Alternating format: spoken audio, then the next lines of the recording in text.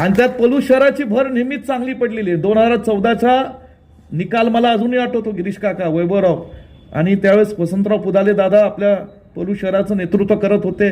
भिलोडीमध्ये स्वर्गीय बाळासाहेब काका तिकडे नेतृत्व करत होते. वसगडेचे अरविंद काका असतील, त्या ठिकाणी अमरापूरचे रामभाऊ उगळे भाऊ असतील, अनेक नेते या तालुक्यात मंडळी या ठिकाणी काम करत होते. पण 14चा संघर्षाची निवडणूक होती आणि त्या काळात आम्हाला आठवतं की पलूस शहराने प्रचंड मताधिक्य साहेबांना त्या परिस्थितीत दिलेलं होतं.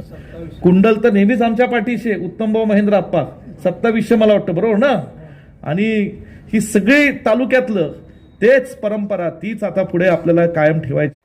आणि त्यात पलूस शहराची भर नेहमीच चांगली पडलेली आहे. 2014चा निकाल मला अजूनही आठवतो. गिरीश काका, वैभवराव आणि त्यावेळेस वसंतराव पुदाले दादा आपल्या पलूस शहराचं नेतृत्व करत होते. भिलोडीमध्ये स्वर्गीय बाळासाहेब काका तिकडे नेतृत्व करत होते. वसगडे